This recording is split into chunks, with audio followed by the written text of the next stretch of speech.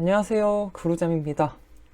네, 오늘은 실기 5강 인지행동 상담에 대해서 공부를 하도록 하겠습니다. 먼저 오늘도 이제 수업 시작하기 전에 지난 시간 공부했던 문제들 다시 한번 간단하게 살펴보고 넘어갈게요. 네, 지난 시간 행동주의에 대해서 이제 문제를 학습했었는데요. 체계적 둔감화의 의미를 쓰고 3단계를 설명하시오. 체계적 둔감화, 암기가 뭐였죠? 네, 체계적 근위둔이었죠. 그래서 체계적 둔감화는 근위둔 이렇게 3단계로 진행이 된다. 그 전에 체계적 둔감화의 의미는 뭐였을까요? 불안 자극에 대해서 이렇게 점진적, 단계적으로 접근을 높여가면서 상상 노출하는 기법이 체계적 둔감화였습니다.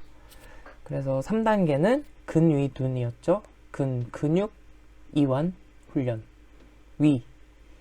위계 목록이니까 불안 위계 목록 작성.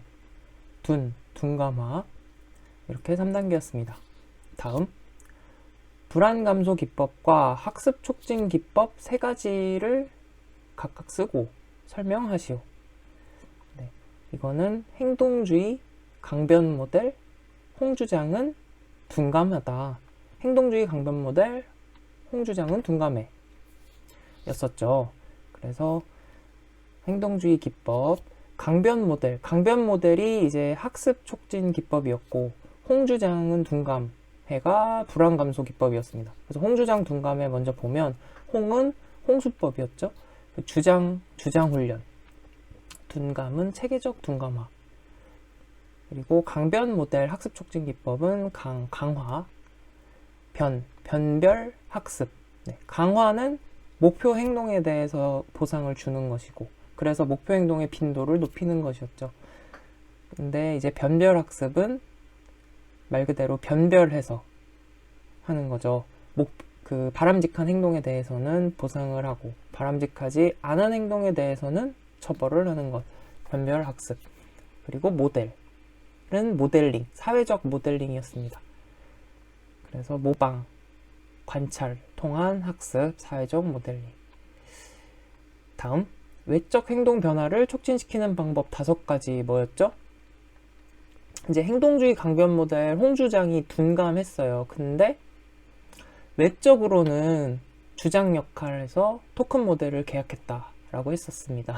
그래서 외적 행동 변화 촉진은 주장 훈련 또 나왔죠. 역할은 역할 연기, 토큰은 토큰 경제, 모델은 사회적 모델링, 계약은 행동 계약. 이렇게 5가지였습니다. 네, 그래서 행동 계약 같은 경우는 정해진 기간 동안 정해진 행동을 하기로 정하고 이제 계약을 하는 것이 행동 계약이죠. 토큰 경제가 뭐였나요? 토큰 경제는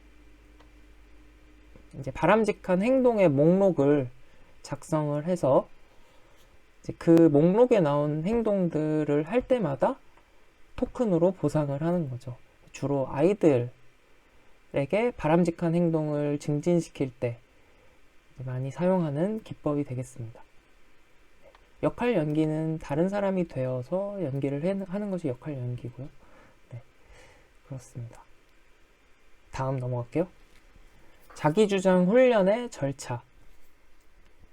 자기주장 훈련의 절차는 자기주장 하려면 어떻게 해야 됐죠? 먼저 자기주장 훈련하면 설명을 떠올리라고 했죠. 자기주장 훈련에 대해서 이해를 해야 되니까 자기주장 하려면 설명 시작해서 설목, 과감 요거 연기해야 된다. 설목, 과감하게 요거 연기해야 된다 라고 했습니다.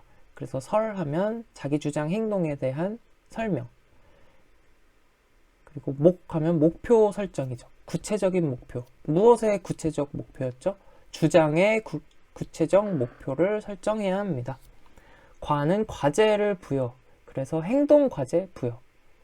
감은 감정이 담긴 대화를 주고받는 연습이었습니다. 그리고 요거, 요구, 거절하기, 연습. 연기는 역할 연기를 통해서 행동을 시연하는 것이 이제 그 다음 마지막 절차였습니다. 이렇게 설목과감하게 요거 연기해야 된다. 자기주장 훈련의 절차였습니다. 다음 노출치료법 3가지. 노출은 심상부터 시작해서 실제로 이르기까지 점진적으로 시행을 하는 것이죠. 그래서 심상적 노출, 실제적 노출, 점진적 노출 이렇게 3가지였습니다. 심상적 노출은 상상으로 노출하는 것이고 실제 노출은 직접 노출하는 것. 점진적 노출은 조금씩 단계를 높여가면서 노출하는 것이 점진적 노출이었습니다.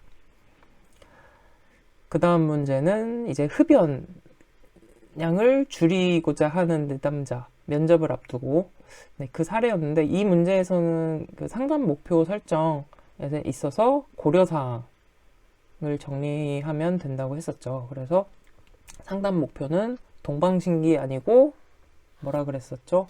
네, 구원실기. 그래서 구가 뭐였죠? 구체적이어야 한다. 상담 목표는 원하는 것, 누가? 내담자가 원하고 바라는 것이어야 한다.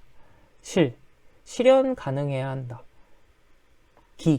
기술과 양립해야 된다. 어떤 기술? 상담자의 기술과 양립해야 한다. 이게 상담 목표를 설정하는 데 있어서 고려사항입니다. 그래서 이 고려사항에 근거해서 목표를 설정하면 된다고 했죠. 마지막입니다. 행동주의 상담 이론의 기본적인 가정. 행동 가정은 뭐라 그랬죠? 공부 잘하는 행동을 떠올리면 된다고 했습니다. 공부 잘하는 행동. 자, 구체적 학습 환경을 고정하고 공부 잘하는 애를 모방하는 거예요. 행동 가정은 공부 잘하는 행동을 떠올린다. 그래서 구체적 학습 환경 고정, 모방하기. 그래서 구체적은 어떤 내용이었죠? 상담의 효과는 이제 구체적인 행동 변화로 평가를 해야 한다. 네, 구체적 행동 변화로 평가해야 한다. 학습된다. 행동은 학습되기 때문에 행동 수정이 가능하다. 환경을 변화시키면 인간의 행동도 변화시킬 수 있다 라고 했습니다. 고정은 고정된 것이 아니라고 했죠. 무엇이 고정된 것이 아니었나요? 네, 상담 방법은 고정된 것이 아니다. 그래서 내담자의 그 고유의 독특한 문제에 따라 내담자의 특수한 문제였죠. 내담자의 특수한 문제에 따라 독특하게 고안될 수 있다. 모방은 강화, 모방 등 사회적 학습 원리도 고안이 될 수 있다. 이렇게 5가지 정리해봤습니다. 자, 이제 다음으로 넘어갈게요. 네, 그러면 인지행동 상담 이제 시작을 해보겠습니다.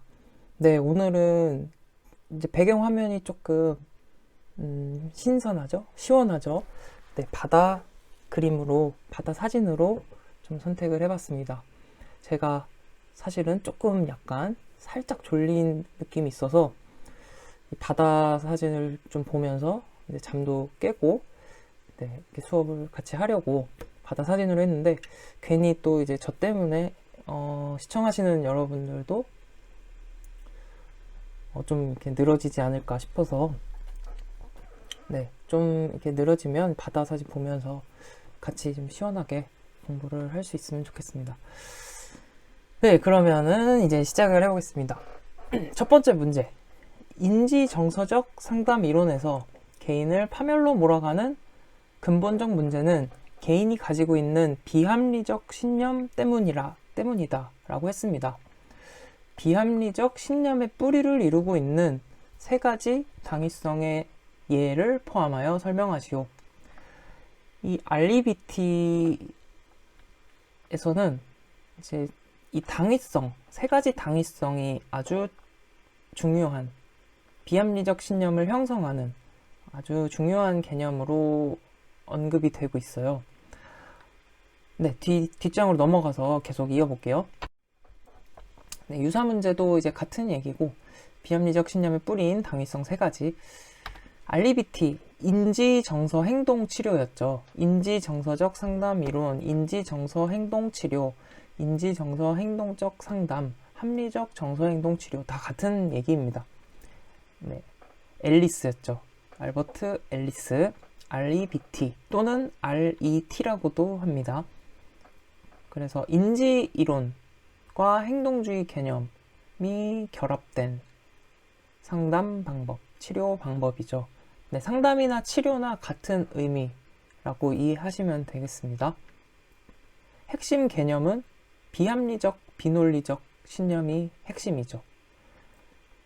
인지정서 행동치료도 이제 인지행동 상담의 범주에 들어가는데, 인지상담, 인지행동 상담은 기본적으로 상담의 목표가 비합리적인 신념, 왜냐면 인지가 제일 중요하잖아요. 인지를 다루는 거잖아요.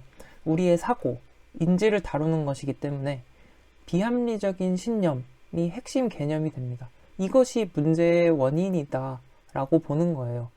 그래서 상담의 목표가 비합리적, 비논리적 신념을 논리적 신념으로 대체하도록 하는 것. 그게 REBT의 상담 목표입니다. 행동주의, 지난 시간에 공부했었잖아요. 행동주의 상담의 목표는 뭐였죠? 당연히 행동에 초점을 두니까 행동을 변화시키는 것이죠. 네, 바람직한 행동을 하도록 하는 것. 그게 행동주의 목표듯이 인지 상담에서는 당연히 인지적인 변화, 즉 비합리적 신념을 합리적 신념으로 대체하는 것. 그게 목표가 되겠습니다. 그래서 비합리적 신념, 역기능적 사고가 인지적 문제, 정신건강 문제의 원인이 된다라고 보는 것이죠. 그래서 논박을 통해서 이러한 비합리적, 비논리적 신념을 내담자가 인식하도록 만드는 거예요. 상담자가 논박을 해서 논리적으로 반박하는 거죠. 그래서 사고의 변화를 이끄는 것, 그게 REBT 모델입니다. 대표적으로 ABCDEF 모델 나오면 REBT 모델 바로 떠오르는 거죠. ABCDEF 모델도 이제 뒤에서 다룰게요. 네. 어쨌든 핵심 개념입니다. 기본 개념이 되는 모델 ABCDE, F까지 포함하는 경우도 있고 ABCDE까지 하는 경우도 있습니다. 그리고 방금 말씀드린 세 가지 당위성, 이 문제에서 다루는 세 가지 당위성은 바로 자신, 타인, 세상에 대한 당위성이에요. 네, 세 가지 당위성, 자신, 타인, 세상에 대한 당위성. 이 당위성이 비합리적 신념으로 이어지게 됩니다. 당위성이란 게 뭐냐? 당위적 사고를 말하는 거죠. 반드시 뭐뭐 해야 한다 라는 생각. 그게 발전이 돼서 비합리적 신념으로 형성이 된다는 것이에요. 네. 당위적 사고가 비합리적 신념을, 비합리적 도식을 형성하게 된다. 반드시 뭐뭐 해야만 한다 라는 사고. 그래서 이 반드시 뭐뭐 해야 한다 라는 사고가 나중에는 이렇게 되는 거죠. 예를 들어 나는 반드시 이 시험에 합격을 해야 해. 시험을 합격하지 않는 건 정말 있을 수 없는 일, 끔찍한 최악의 상황이야. 사실 그렇게 최악의 상황은 아니잖아요. 뭐 우리가 시험을 떨어질 수도 있는 건데, 근데 이제 이거를 끔찍하게 최악에 벌어질 수 없는 일이야, 이렇게 생각을 하게 된다는 거죠. 당위적 사고가 강하면 강할수록. 그래서 이렇게 끔찍한 일이야 파국적으로 생각한다 라고 해서 이 당위적 사고는 파국화로 이어지는 거예요. 파국화, 재앙화라고도 합니다. 그래서 이 당위적 사고는 비합리적 신념을 형성하는 뿌리가 된다라는 것을 기억을 하시고, 그래서 세 가지 당위적 사고, 세 가지 당위성, 자신, 타인, 세상에 대한 당위성이라고 했죠. 정답 작성으로 들어가 보면 이 세 가지 당위성을 적고 각각의 예를 적으시면 됩니다. 자신에 대한 당위성이라면 나는 반드시 뭐뭐 해야 한다 잖아요. 나는 반드시 훌륭하게 일을 수행해야 하고 타인의 인정을 받아야 한다. 타인에 대한 당위성. 타인은 이러이러해야 한다죠. 반드시 이러이러해야 한다. 타인은 반드시 나를 공정하게 대우해야만 한다. 세상에 대한 당위성. 세상은 반드시 이러이러해야 한다라는 생각이죠. 세상의 조건들은 반드시 내가 원하는 방향으로 가야만 한다. 이렇게 세 가지 당위성입니다. 근데 이거를 잘 보면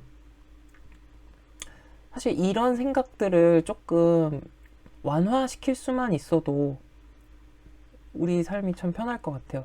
물론 인지정서적 상담 이론 REBT는 병리적 관점에서 이제 많이 바라본 내용이지만 실제 이 세 가지 당위성에 대한 내용을 이제 제 자신에게 좀 비춰봤거든요. 그러면 실제로 이러한 당위적인 생각들이 나에게 상당히 많구나. 나 자신, 타인, 세상에 대한 당위적인 생각들이 참 많이 갖고 있구나 라는 생각을 갖게 만들어요. 준비를 하면서 딱 그런 걸 느꼈거든요. 나에 대한 뭔가 이런 좀 당위적, 어떻게 보면 강압적, 강박적인 사고, 타인에 대한 당위성이라면 어떻게 보면 좀 높은 기대라고도 볼 수 있죠. 세상에 대한 높은 기대, 요구, 이런 것들 조금 내려놓을 수만 있으면 내 마음이 좀 더 편하게 지낼 수 있겠다라는 생각을 잠시 해봤습니다. 네. 그래서 비합리적 신념의 뿌리인 당위성 이렇게 정리를 하시면 됩니다. 자신, 타인, 세상. 그래서 암기는 비합리적, 자타, 세상. 비합리적 사고의 뿌리가 되는 당위성이라고 그랬어요. 그래서 자신, 타인, 세상에 대한 당위성. 넘어가겠습니다. 인지, 정서, 행동적 상담, REBT의 기본 개념 ABCDEF가 나왔죠. 네, 유사 문제들도 다 뭐 ABCDEF 모델 또는 ABCDE 모델을 설명하는 문제입니다. 자, 정답 작성으로 바로 들어가 볼게요. 필기 공부할 때 뭐 많이 익숙하실 거예요. 네, 이제는 이제 확실하게 정리하고 암기를 하시면 되겠습니다. ABCDEF 순서대로 A는 Activating Event, 선행 사건이죠. 뭔가 문제를 일으킬 수 있는, 촉발시킬 수 있는 이제 선행 사건입니다. 정서나 행동에 영향을 미치는 사건, Activating Event. B는 Belief System, 신념 체계. 선행 사건에 대해서 이 A, 선행 사건, 영향을 미친 사건에 대해서 내가 어떤 비합리적인 신념이 형성된 거죠. 그래서 선행 사건에 대한 내담자의 비합리적인 신념 또는 사고 체계를 신념 체계, Belief System이라고 합니다. 그 다음 C는 Consequence, 결과죠. 비합리적 신념에 의한 인지적, 정서적, 행동적 결과. 이게 무슨 말이냐? 어떤 선행사건, 촉발사건으로 인해서 비합리적 신념, 비합리적 사고가 형성이 되잖아요. 그러면 그 비합리적 신념에 따라서 나타나는 결과를 말하는 거예요. 네. 그래서 뭐 인지적으로는 뭐 사고가 왜곡되는 것이 나타날 수도 있고, 뭐 정서적, 행동적, 정서적으로도 뭐 우울감 이런 것들이 나타날 수 있겠죠. 그래서 뭐 우울증, 불안 이런 것들의 결과로 나타나는 것이죠. 그 다음에 논박, 디스퓨트죠. 디스퓨트. 그래서 이 논박 단계에서 상담자가 내담자의 이러한 비합리적 신념 체계를 공격을 하는 거죠. 네. 공격이라고 얘기하니까 조금 거친 느낌이 있네요. 반박을 하는 거죠. 논리적으로. 이 비합리적인 신념이 실제로 현실적인지, 논리적으로 타당한지를 내담자에게 반박을 하는 거예요. 그 단계가 논박. E는 이펙트, 효과. 그래서 이 논박 과정을 거치면 비합리적인 신념에 대해서 내담자가 인식을 하게 되고, 합리적인 신념으로 대체하는 데 도움을 받게 되죠. 그래서 이렇게 합리적 신념으로 대체를 했을 때 논박에 의해서 합리적 신념으로 대체가 됐죠. 그렇게 얻어지는 긍정적인 결과. 그 다음에 F는 느낌. 느낌은 이 결과로 인해서, 이 긍정적인 결과로 인해서 갖게 되는 감정, 긍정적인 태도, 감정이 되겠죠. 그것을 F, feeling이라고 합니다. 그래서 ABCDE 모델이라고도 하고 ABCDEF까지 이야기하기도 합니다. 네, 그래서 이것은 그냥 ABCDEF 순서대로 지금 이 영어 약자대로 이렇게 외우시면 암기를 하시면 되는데, 그래서 반복해서 읽어보시면 암기를 할 수 있는 내용이긴 한데, 뭐 암기를 또 이렇게도 할 수 있겠죠. REBT, 사신결박 효과, 느낌, 긍정적인 느낌이다. 사신결박 효과, 긍정적인 느낌 받았다. 사신을 결박한 효과가 긍정적이라는 거죠. 선행사건, 사건이니까 사건, 선행사건. 신념체계, 결과, 박, 논박이죠. 그리고 효과, 마지막 느낌, ABCDEF. 이렇게 정리를 하시면 되겠습니다. 그래서 뭐 유사문제 마지막 문제를 조금 같이 언급을 해드리면, 이 ABCDE 모델에 따라서 설명을 하면 됩니다. 이 ABCDE 모델을 제시를 하고, 그 다음에 이 우울증 빠지게 되는 내용을 같이 언급을 하면 돼요. 어떤 사건을 언급을 하는 거죠. 실직 후 우울증에 빠진 사람이니까 선행사건은 이제 실직이 되겠죠. 실직이 되고, 실직이 돼서 신념체계, 비합리적인 신념은 뭔가 자신에 대한 당위성을 예로 들자면, 나는 이제 뭐 회사에서 이제 반드시 회사에 이제 남아야 한다. 절대 실직을 당하면 안 된다라는 사고를 갖고 있었는데 실직을 당했으니까 나에게는 엄청난 지금 재앙, 파국적인 일이 벌어진 거죠. 네. 그렇기 때문에 지금 나는 굉장히 쓸모없는 사람의 느낌, 이런 신념 체계가 형성이 되는 거죠. 나는 쓸모없는 사람이다. 그러면 그 결과 우울증이 온 거죠. 우울증이 나타났고, 상담 과정에서 이제 나는 쓸모없는 사람이다 라는 비합리적 사고에 대해서 이제 논박을 하는 거죠. 그리고 그 결과 이러한 비합리적인 신념이 이제 대체가 됐다.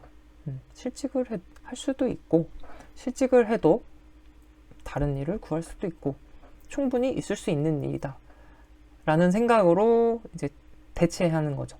그게 합리적 신념이고, 그래서 이렇게 대체됐을 때 나타나는 결과, 이렇게 정리를 하시면 되겠습니다. 네. 넘어갈게요. 100의 인지적 상담에서 인지적 오류 3가지를 제시하고 간략히 설명하시오. 네. 지금 우리가 REBT를 살펴봤잖아요. 앨리스의 REBT를 살펴봤습니다. 인지정서 행동상담이라고도 하고 인지정서 상담이라고도 하죠. 거기서는 핵심이 이제 어쨌든 논박이 나오면 REBT, 앨리스를 떠올리시면 됩니다.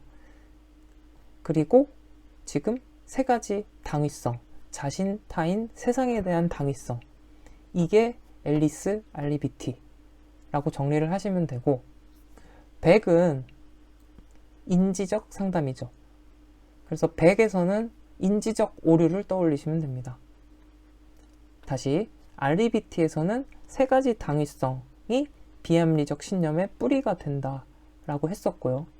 그리고 논박을 통해서 이것을 합리적 신념으로 대체한다고 했죠. 근데 백의 인지 상담은 아론백은 인지적 오류 세 가지가 이제 중요한 개념으로 언급이 됩니다. 그래서 이 두 가지 좀 구분을 해주시면 됩니다. 앨리스의 알리비티랑 백의 인지 상담. 그래서 아주 빈출되는 문제죠. 이것도. 네, 뒷페이지로 가서 계속 진행을 하겠습니다. 유사 문제. 여기서는 인지적 오류 종류 4가지를 쓰시오.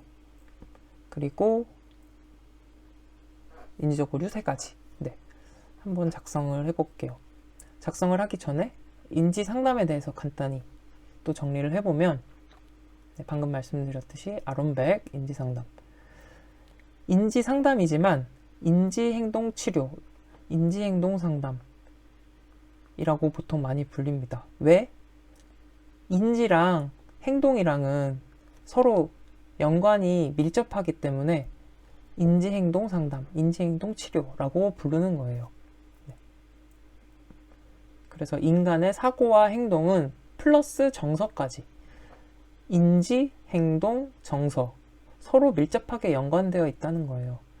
우리 이런 걸 떠올려 보시면 되죠. 어떤 이제 비합리적 신념, 비합리적 사고, 역기능적 사고로 인해서 정서에 영향을 주잖아요. 이런 것들이 우울증, 불안 이런 것들이 나타나는 게, 네, 역기능적 사고, 역기능적 자동적 사고에 의해서 일어나잖아요.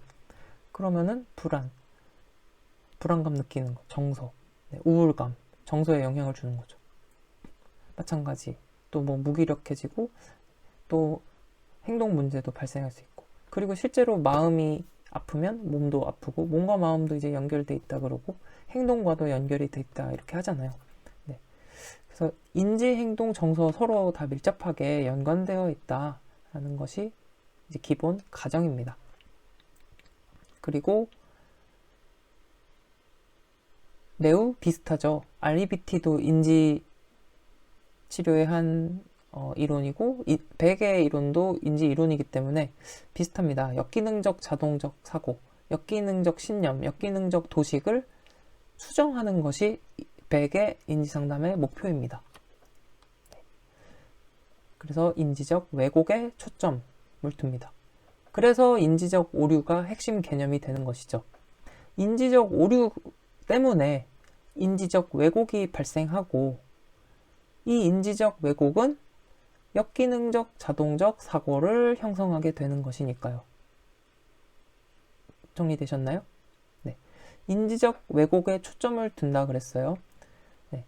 그래서 이제 인지적 오류에 의해서 인지적 왜곡이 발생하고, 인지적 왜곡은 역기능적 도식, 역기능적 사고를 형성하게 된다. 그래서 기법으로는 인지, 정서, 행동적 기법이 모두 사용이 돼요. 왜? 처음에 우리 얘기했잖아요. 인지, 행동, 정서는 서로 밀접하게 연관이 돼 있으니까 인지, 행동, 정서 모두 개입을 할 수 있는 거죠. 인지적 개입, 정서적 개입, 행동적 개입, 이렇게 개입을 할 수가 있습니다. 그리고 마지막으로 인지적 오류로는 이제 답안 작성해서 같이 얘기를 해볼게요. 이렇게 쭉 있는데, 자, 이렇게 5가지를 정리해서 작성하시면 되겠습니다. 첫 번째, 과장 축소. 과장 축소는 어떤 사건의 의미나 중요성을 실제보다 과대평가하거나 과소평가하는 것이에요. 예를 들어서 이제 제가 직업상담사 시험을 봤는데 굉장히 잘 봤어요. 근데 다른 사람들은 어렵다고 난리인 거예요. 근데 이제 저는 이 시험을 잘 본 게 그냥 단지 운이 좋았어, 이렇게 얘기를 하는 거예요. 이거는 어떻게 보면 나의 영향도 굉장히 많이 있을 텐데 그 의미를 축소하는 거죠. 좀 과소평가하는 거. 네, 이런 것은 이제 축소에 해당이 되고, 보통 이제 이 인지 이론에서는 이런 좀 인지적인 문제가 있는 사람들은, 인지적인 어려움을 겪는 사람들, 인지, 정서, 행동의 어려움을 겪는 사람들은 좋은 일에 대해서는 축소하는 경향, 부정적인 사건에 대해서는 확대, 과장하는 경향이 있다라고 하고 있어요. 실제로 그렇고요. 그래서 과장 축소, 이게 인지적 오류 첫 번째. 두 번째, 임의적 추론. 이거는 이제 말 그대로 임의적으로 추론하는 거죠. 어떤 결론을 지지하는 증거가 없거나 또는 그 증거가 타당하지 않은데 임의적으로 그러한 결론을 내리는 거예요. 예를 들어서 제가 소개팅을 나갔어요. 소개팅을 나갔는데 상대방이 그냥 한번 웃은 거예요. 한번 웃었는데 저는 임의적으로 추론하는 거죠. 한번 웃은 거 가지고 저 사람이 나를 되게 좋게 봤어. 네. 그렇게 이제 추론을 하는 거죠. 네. 이런 것이 이제 임의적 추론. 세 번째, 과잉 일반화. 네. 작은 것 가지고 지나치게 일반화 시키는 걸 말하는 거죠. 한두 가지 사건에 근거하여 확대 해석하는 것. 그래서 일반적인 결론을 내리는 것. 예를 들어서 제가 그 소개팅에 또 나갔는데 상대방 분이 첫인상을 딱 보고 그 사람 너무 좋은 사람이다. 성격도 좋을 거야. 이렇게 확대 해석하는 거죠. 그냥 첫인상만 보고 한두 가지 사건, 딱 첫인상만 보고 그 사람의 성격, 그 사람이 좋은 사람이라고 확대 해석을 하는 것. 이게 과잉 일반화가 되겠습니다. 그 다음 흑백 논리. 흑백 논리 뭐 아니면 도죠? 네. 성공 아니면 실패. 어떤 사건의 의미를 이분법적인 범주. 예, 아니요. 성공, 실패. 좋아한다, 싫어한다. 이렇게 둘 중 하나로 해석하는 것을 흑백 논리라고 합니다. 네, 예를 들어서 제가 그 소개팅을 갔다 왔어요. 그 소개팅을 갔다 왔는데 그 사람이 이제 저한테 좋아한다고 고백을 안 하는 거예요. 그래서 그 사람은 나를 싫어하는구나 라고 생각하는 거죠. 흑백 논리의 오류. 마지막 개인화. 개인화는 자신과 무관한 외부 사건이나 상황을 나랑 연결시켜서 잘못된 해석을 하는 거예요. 나랑 관련 없는 거를 나랑 관련시켜서. 근데 소개팅 마치고서 그 상대방분이 뭔가 좋아한다고 얘기도 안 하고 하니까 이제 허탈한 마음에 카페를 갔어요. 카페를 가서 앉아 있는데 저쪽에 앉은 분이 밝게 웃는 거예요. 그래서 그분 웃는 걸 보고 저는 또 근데 날 보고 웃었구나 하면서 또 이제 좋아하는 거죠. 나한테 또 관심이 있나 하면서 이렇게 혼자서 또 희죽희죽 좋아하고 있는 거죠. 사실은 그 여자분은 이어폰을 꽂고 통화하면서 웃고 있었던 건데, 근데 날 보고 웃구나 하고 착각하는 것. 이런 것이죠. 그래서 개인화. 이렇게 5가지. 뭐 인지적 오류는 여러 가지가 있는데 이렇게 5가지 정도 기억을 해 두시면 충분할 것 같습니다. 그래서 암기는 인지 오류, 과장님과 흑괴를 기억해 주세요. 과장님과 흑괴. 네. 과장님, 과잉, 흑괴. 과장님과 흑괴. 과장은 과장 축소. 임의적 추론. 과잉 일반화. 흑백 논리. 개인화. 과장님과 흑괴.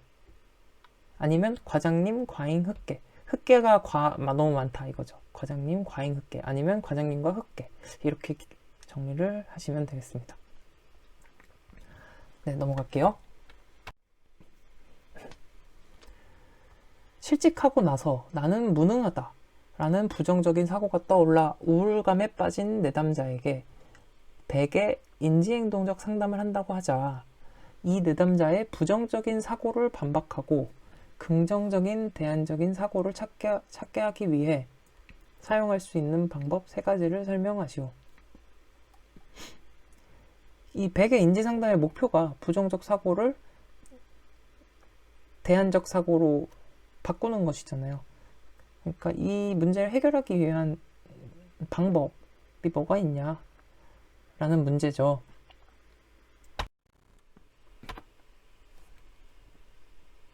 네, 그래서 나는 무능하다 라는 사고, 부정적, 자동적 사고를 수정하는 것. 그게 인지상담의 목표잖아요. 그래서 이거를,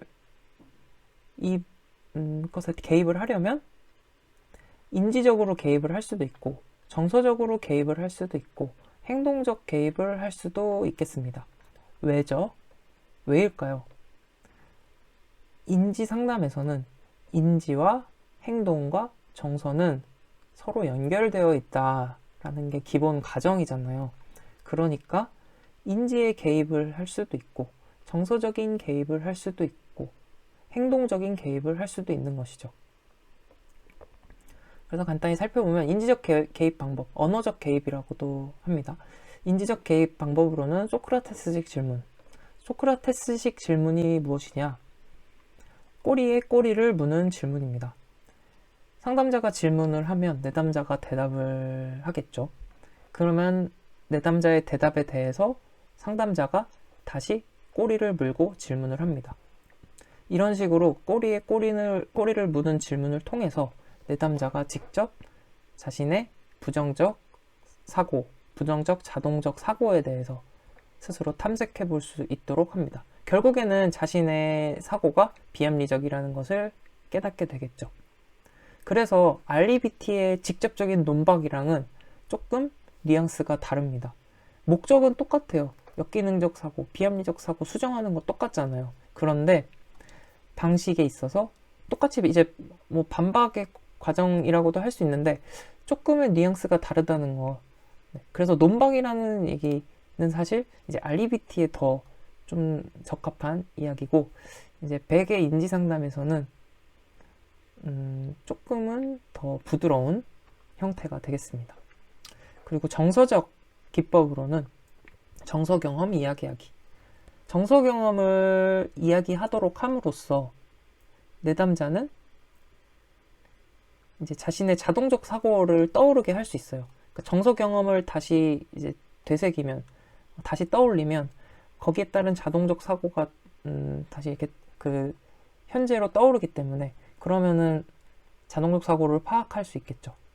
그리고 행동적 기법으로는 행동 실험 등을 통해서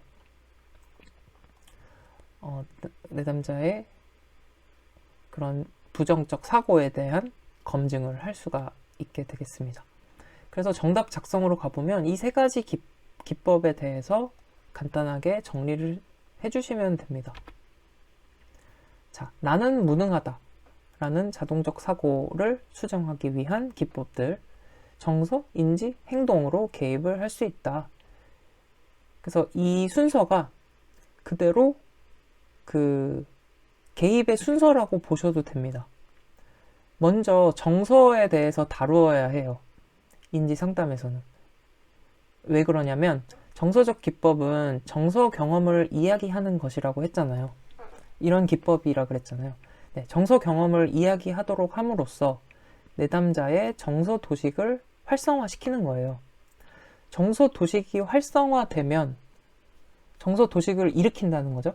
그러면 자동적 사고가 이끌어낼 수 있기 때문에 자동적 사고를 파악할 수 있게 되죠.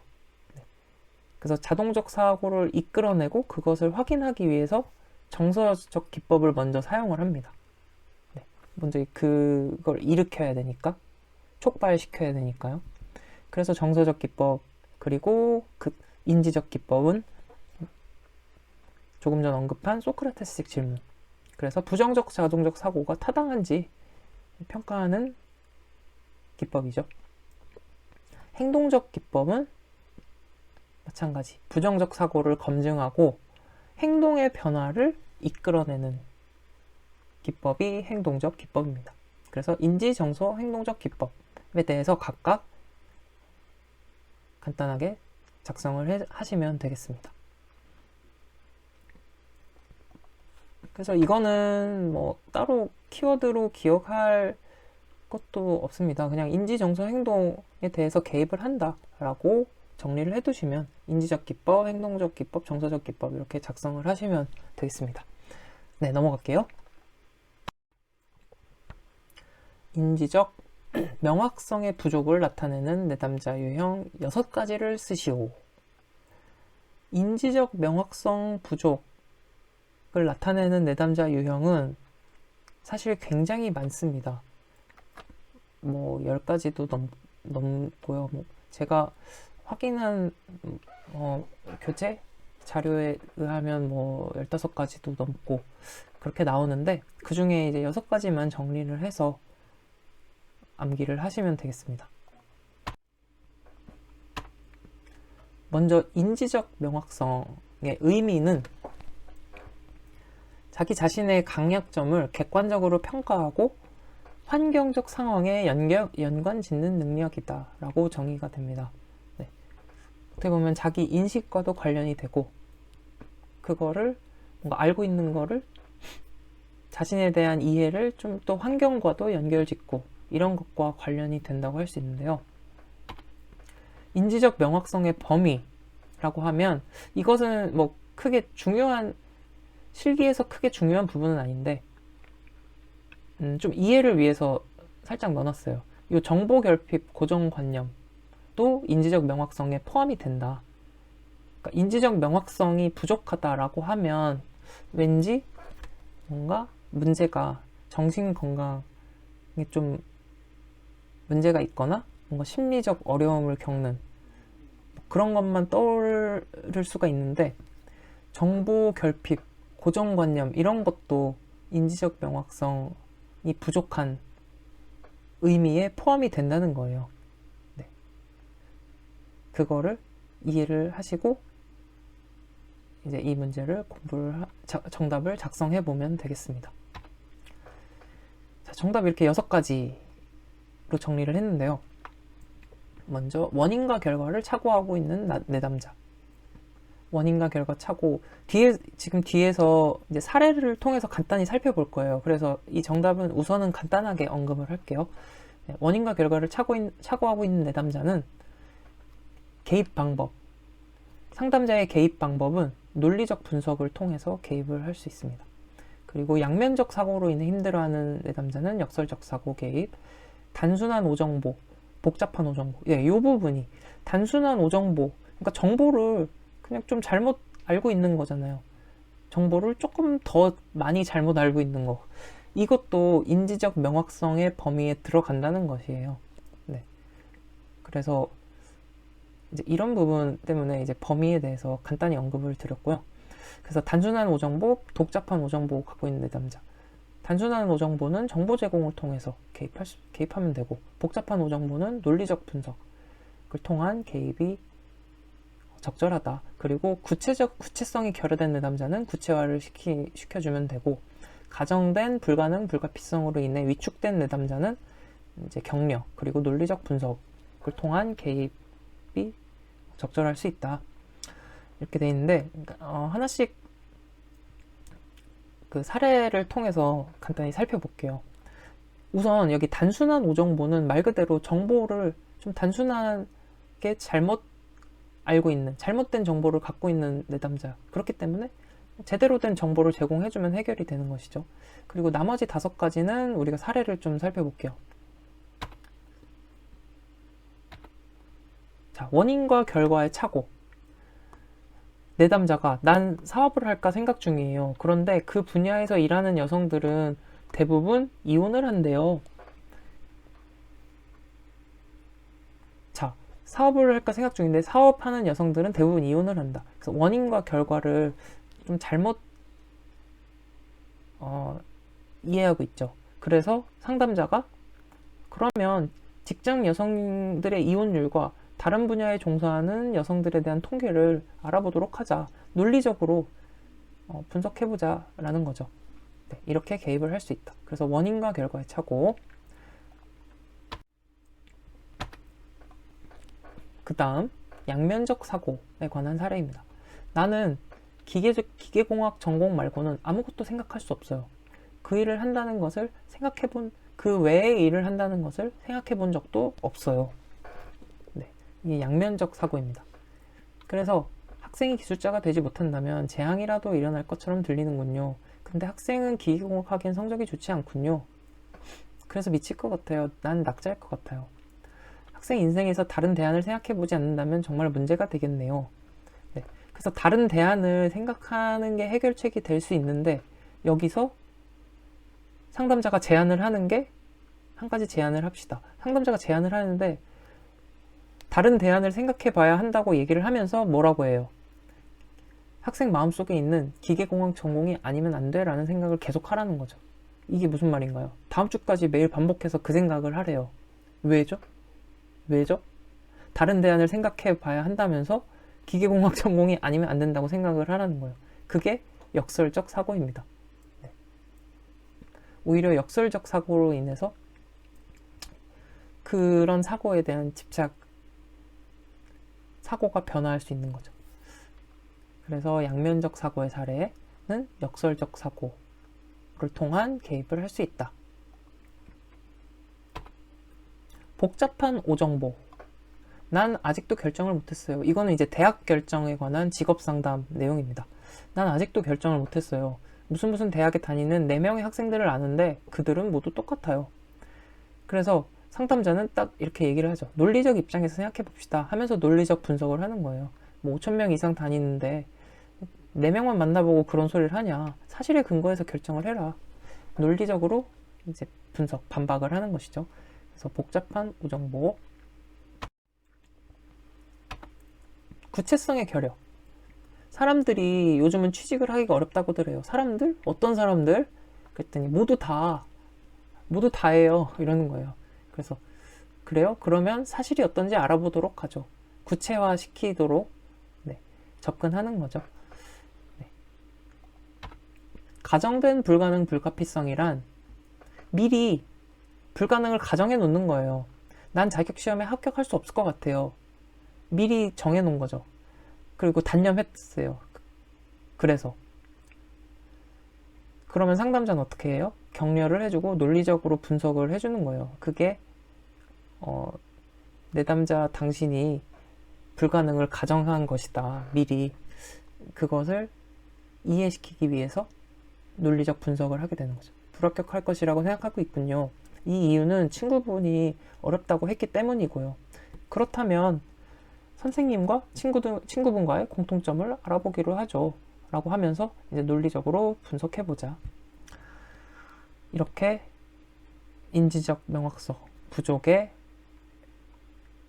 유형 6가지 확인을 해봤습니다. 암기는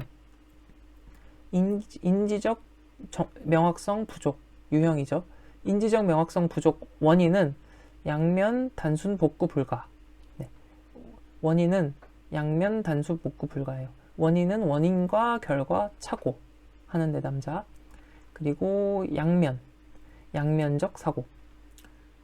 단순 오정보. 복잡한 오정보. 구체성 결여. 불가능 불가피성이죠. 가정된 불가능 불가피성. 이렇게 6가지. 원인은 양면 단순 복구 불가. 이렇게 정리를 하시면 되겠습니다. 그럼 넘어가 보겠습니다. 인지, 정서, 행동적 상담의 기본 원리 6가지를 쓰시오. 네, 알리비티가 다시 나왔네요. 바로 정답 작성으로 들어가 보겠습니다. 6가지 기본 원리. 자, 첫 번째. 인지, 정서, 행동은 상호작용한다. 네, 우리 계속 언급했던 내용이죠. 인지, 정서, 행동은 상호작용하고 이 중 가장 중요한 것은 인지다. 첫 번째입니다. 두 번째. 역기능적 사고는 정서 및 행동장애의 중요한 결정 요인이다. 그렇죠. 역기능적 사고가 핵심 원인이고 이것을 이제 바꾸는 게 상담의 목표잖아요. 그 다음 3번째로 갈게요. 정서적 문제 해결을 위해서는 사고의 분석에서부터 시작한다. 그렇죠. 이제 인지적 접근이잖아요. 인지적 접근을 비합리적 신념을 분석하고 그것이 타당한지 검증하고. 그러니까 인지니까 사고의 분석부터 시작한다. 그 다음, 행동에 대한 과거의 영향보다는 현재에 초점을 둔다. 네, 행동에 대해서 과거의 영향에 초점을 두는 것은 정신역동적 이론이죠. 프로이드. 그런데 REBT, 또 인지 상담에서는 현재에 초점을 두는 것이요. 네, 행동에 대해서 과거의 어떠한 사건이나 영향 때문에 행동이 나타났다라기보다는 현재에 초점을 두는 거예요. 그리고 유전이나 환경 등을 포함한 다양한 요인들이 비합리적 사고의 원인이 된다. 비합리적 사고는 유전의 영향도 있을 수 있고 환경의 영향도 있을 수 있고 다양한 요인에 의해서 비합리적 사고가 만들어진다는 것입니다. 네. 마지막, 인간의 비합리적 신념은 노력에 의해 변화할 수 있다. 네. 그러니까 인지치료가 있는 거죠. REBT가 있는 것이고, 비합리적 신념은 노력에 의해서 변화할 수 있다. 그걸 하는 과정이 REBT 치료 과정이잖아요. ABCD 모델. 되셨죠? 그래서 하나씩 차근차근 이 내용들을 왜 그런지 확인하고 음미를 하시면서 몇 번 잘 차근차근 정리를 하시고 암기로 들어가시면 되겠습니다. 암기는 REBT, 인지기능 분석에 초점을 두고 환경 변화. 인지기능 분석에 초점을 두고 환경 변화. 인지가 제일 중요하다 그랬죠. 인지, 정서, 행동은 상호 연결돼 있고 그 중에 중요한 것이 인지더라. 기능은 이제 역기능적 사고입니다. 기능 여기 있죠. 역기능적 사고는